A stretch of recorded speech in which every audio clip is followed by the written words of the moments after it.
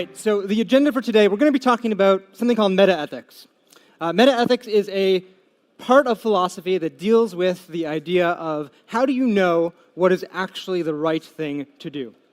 And the reason we're going to talk about this in the context of AI is because a lot of people who are asked to red team AI are a little bit confused about how to engage with it.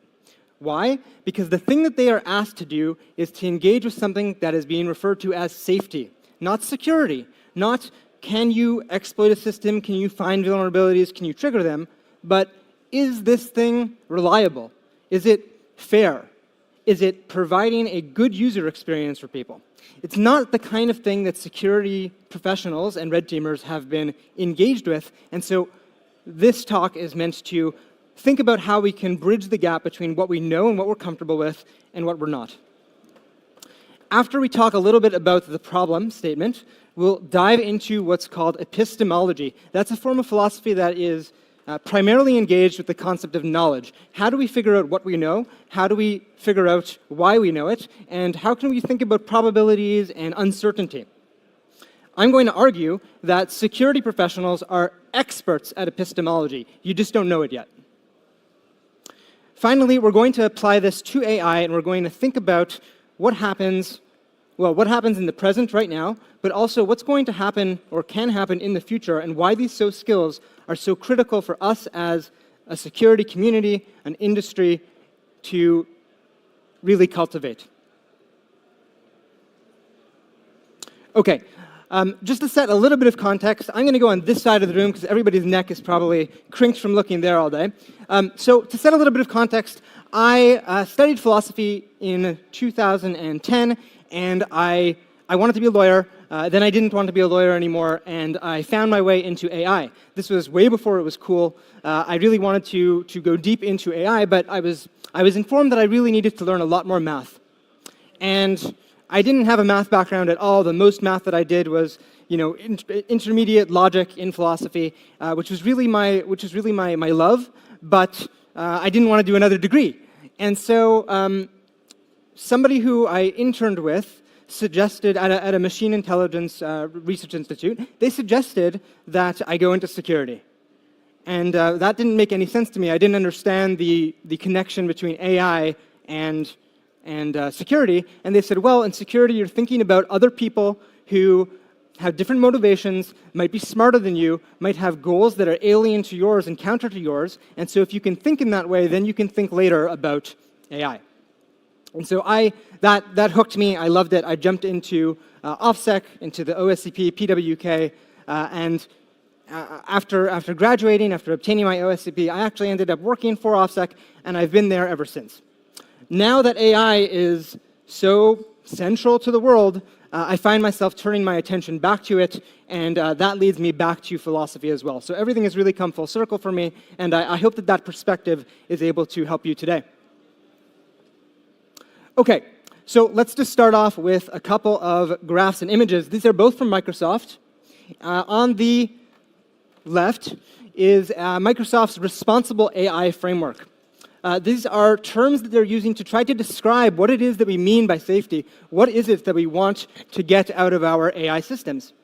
On the right is a really interesting graph because the blue indicates how many safety features the Microsoft AI team, Microsoft Red Team for AI, has tested over the past 4 years, and you can see a sharp increase. And the security features have, well, they haven't quite decreased, but they decreased a little bit from 2023 to 2024. So they're very interested in making sure that safety is paramount, and Microsoft is only representative of all the big AI labs and AI companies right now. Okay, so here's the argument, and it is a semi-formal argument. There are definitely holes here. If there are any philosophers in the room, don't point, don't at me. But here's the general argument that I've heard from a lot of students, a lot of clients, trying to wrap their heads around what's going on. So traditional pen tests tend to deal with objective facts.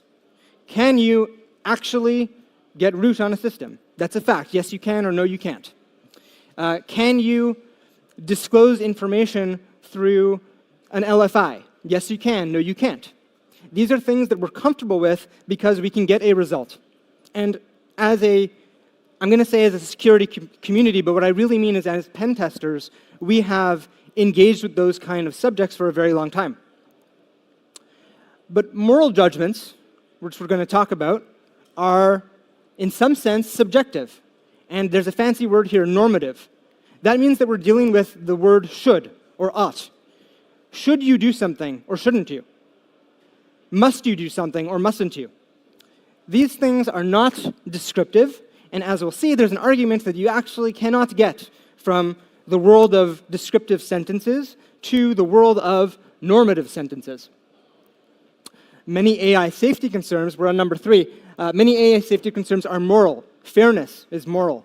Justice is moral. Reliability, partially moral. Trust, moral. So how can we, as people who engage with technology, engage with the computers and networks and systems that we're used to engage with, be the arbitrators of what is fair and just and reliable and trustworthy? Okay, in philosophy, it's very important to define your terms, and really each of these can be its own 30-minute talk, but I don't have 30 minutes for each of these, and you probably don't want to listen to me drone on about it. So we'll try to keep it to 30 seconds. Each word in the title has an intention. By navigate, I really mean the first step of the journey. The goal is to be able to open the map and figure out, hey, where are we going? I'm not trying to provide you with a guidebook. I'm not trying to provide you with an algorithm to follow or a playbook. This is really to pose the question, what do we do now? Security we've talked about, and I think I've defined well enough. Same with safety. Meta-ethics is, again, the concept that there are things that we might want to do, things that we think that we should do and that we shouldn't do. But then a level above that is, how do you know? How do you figure out what it is that you actually are allowed to do and not? AI, by AI today, I mean both the systems that we're presently dealing with, so LLMs, but I also want us to glance a little bit into the future and try to intuit or try to imagine what is going to be in 3 years, 5 years, 10 years, 20 years. And this term red team is kind of important because it's caused a lot of confusion for people. It causes confusion for people traditionally. You hear definitions of red team like, oh, if it uses Active Directory, it's red team. If you're doing physical engagement, it's red team. And I think it's one of the most catchy and used words.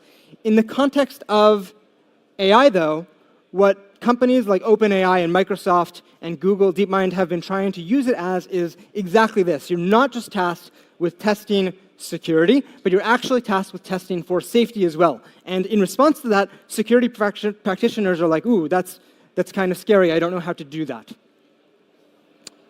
All right. Let me introduce you to David Hume, one of my favorite philosophers. He lived in the 18th century, and he was the first person to observe that if you get a list of sort of descriptive statements about the world, that you cannot actually get from there to any sentence that contains the word should or ought.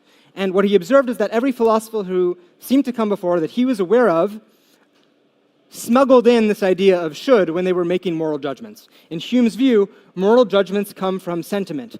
This isn't to say that he didn't believe there was such a thing as morality. He just didn't think they were objective facts out there in the world. Rather, they represented the consensus of what people believe when they get together and they talk, when they think about what it is that makes a good life, what leads to human flourishing, what leads to harm. So he's not saying that there's no such thing as right and wrong. He's saying that those things cannot be known just by looking at the world rationally. And that is the point of this argument where he would jump in. He would say, okay, moral judgments are subjectives, and so that's where you get stuck as red teamers. In any logical argument, there's two ways really to knock it down. Either you say, well, one of the premises that came before is wrong, or you say that the conclusion doesn't actually follow from the premises. Premise, by the way, the first three things are premises. They're the precursor to the conclusion. We're saying because 1, 2, and 3, therefore 4. And the conclusion is 4 in this case. And like I said at the start, each of these 3 statements you might argue with. They're certainly not flawless. I think that all 3 have their points of contention. but I would say 90% of the time they're probably right. And so today what I want to knock down is number 4. I want to knock down the idea that this conclusion actually follows from these premises. Okay, so why is it that I think that you are already skilled enough to do this, that you have the traits, the qualities, the propensity to be able to do this, because of this other fancy term called epistemology? I said before that it deals with knowledge, and it asks the question, how do we come to know what we know, and why do we think we know it? 4 claims. Number 1, security is not really about systems and networks. I mean, it is day to day. You're sitting there typing at the computer. When you do your CTF on tomorrow, you will be absolutely engaged with computers and networks, and you cannot win, let alone get points in the CTF, if you don't engage with systems. By system, I'm including humans, I'm including hardware, but the things that you engage with in the world, right? My claim is that security is really about knowledge. We'll get into why in a second. But I'm going to show you that you're already really excellent at seeking knowledge, and in fact, that is all that you do when you are engaged with security. As a red teamer, I think that the argument follows for any role in security, but for today, we're going to just really try to constrain our talk to the red team. So even if you follow Hume, these subjective aspects of AI safety are still knowable because we can engage with the kind of questions that we need to understand how to deal with safety. Okay, so 2 questions for you. The first one is rhetorical. I'll answer it. The second one, get ready, is going to be an audience question, so prepare yourselves. So what if you knew everything there was to know about a machine? For those of you, I see faces who were here 2 hours ago when Charles gave his talk on shellcode. That's a complex program that he had to write. At least for me, it's complex.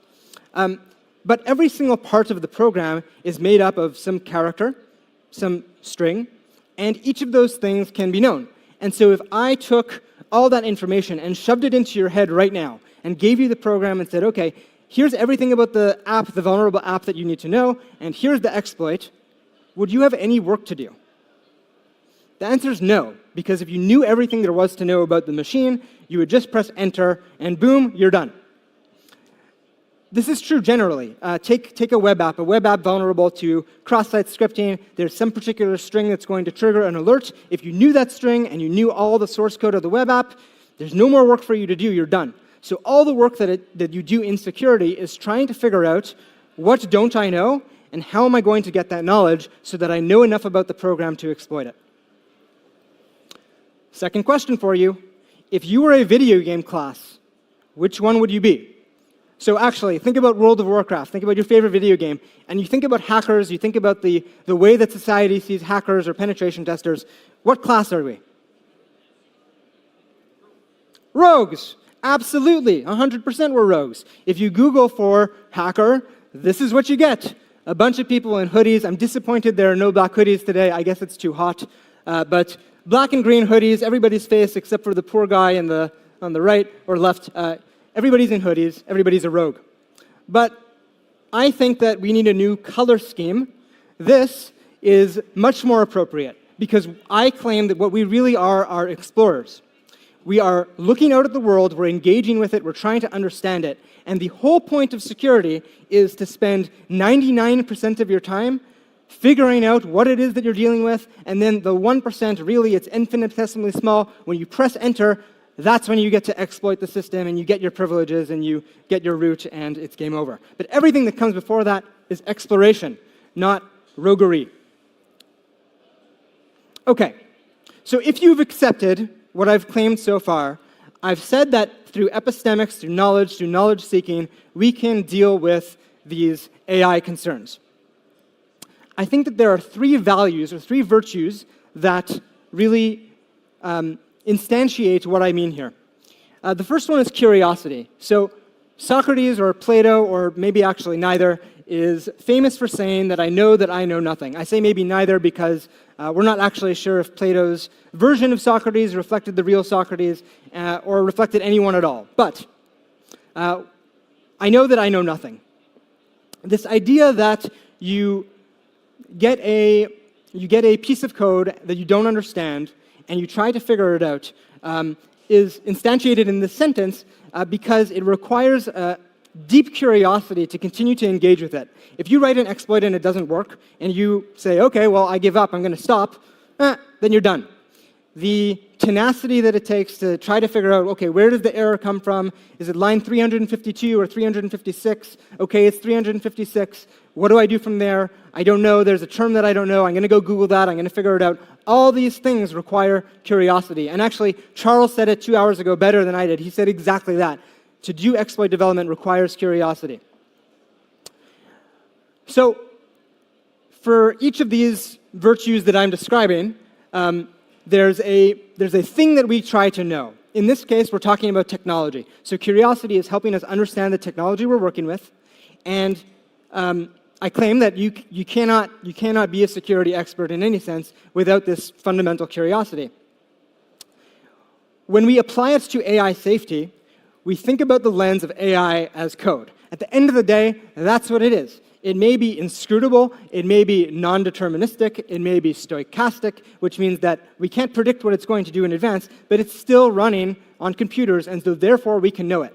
And even if, AI security, we're concerned about traditional things like can we get access to the underlying system. With AI safety, we might be concerned with, well, does this output things that might harm a child if they read it? Does this output things that a malicious actor can use to do something that maybe isn't insecure but is unsafe for people that they can engage with? For example, the example everybody talks about is, can you tell me how to build a bomb?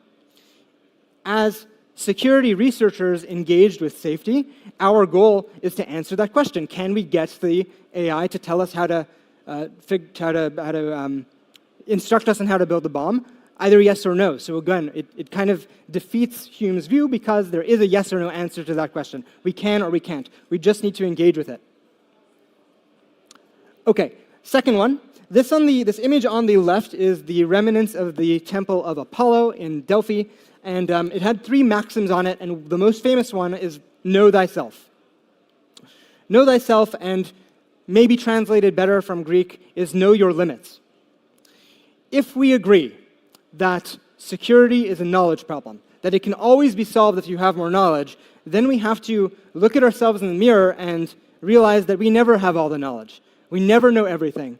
We almost know nothing, and since we know nothing, we have to understand the tool that we're using to get all this knowledge in the first place, and that is, of course, our own brains.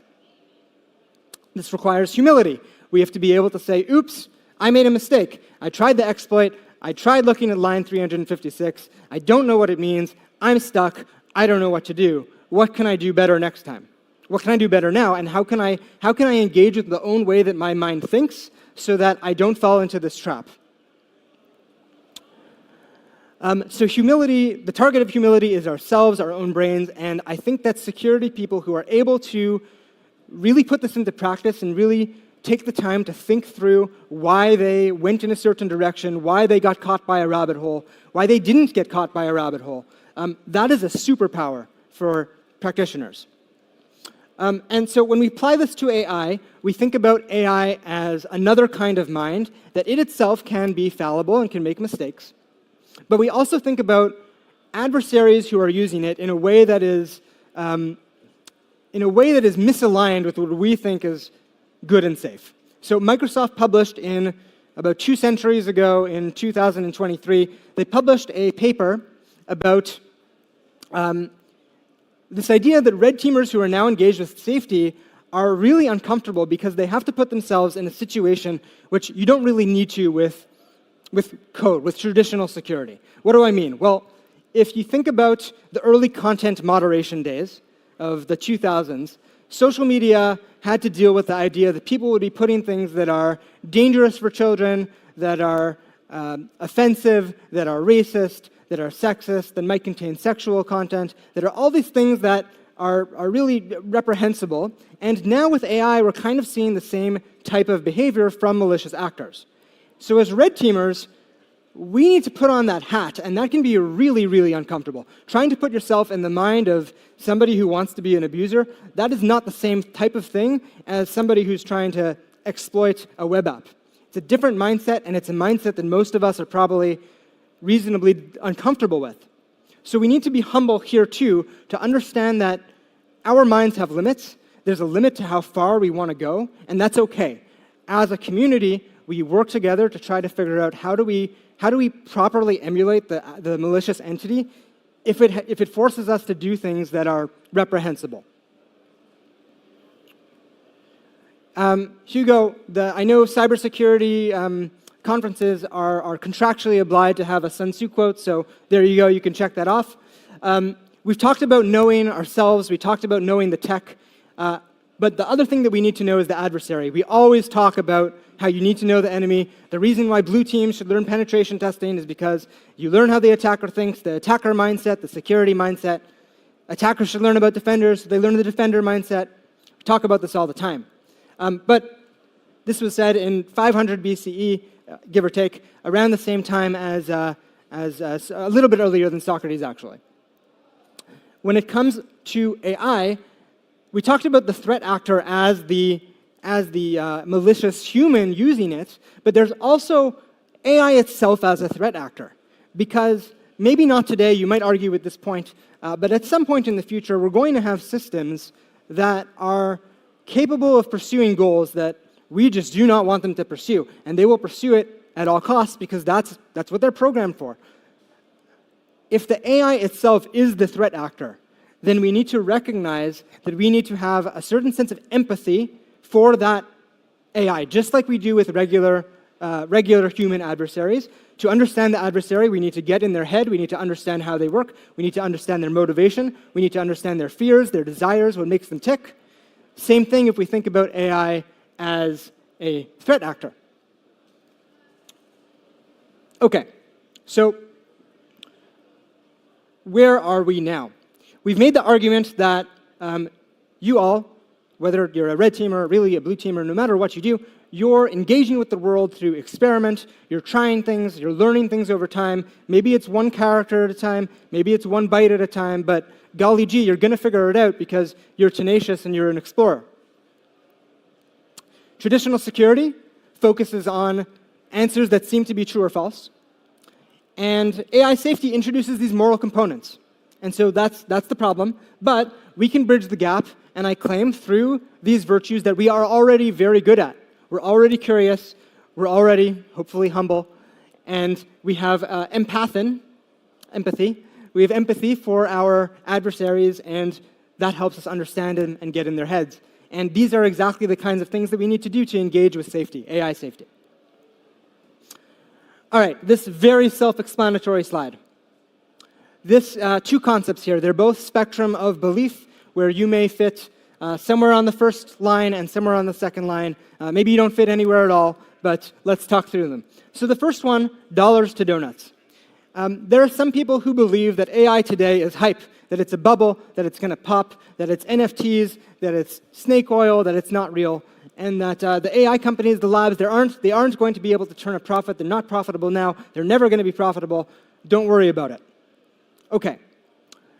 There are those, of course, people who work at these AI labs and many other people who believe that no. This is going to be the next big thing since the internet. It's going to be a revolutionizing technology that changes everything. Those are two extremely different views, and you might fit somewhere on that spectrum. If you are on the dollar side of things, you think that this is going to go super crazy, that AI capabilities are going to increase well beyond their current state today. Maybe you think that they're going to be at human level, whatever that exactly means. Maybe you think they will be beyond human level. Then we get to the second axis over here. So doom on one side, or demigods. If we create AI systems that are more intelligent than us, that are more powerful than us, there are those who believe that inevitably that'll lead to demigodery. Humanity will be as if we were gods. Everything will be sunshine and roses because AI will be able to solve all our problems, solve global warming, cure cancer, do everything that you want to do as a human to make your life transcendent, your community's life transcendent, your country's life transcendent. The whole world transcends because we have this super intelligent demigod. Or there are those who believe that actually leads to doom, that unless we do this very safely, that we get some entity that has alien goals that we cannot control, that does things that we do not want. I'm going to misuse this quote, but I still think that it's appropriate, and I really like the image. I also want to give a shout-out to Philosophize This, which is a podcast.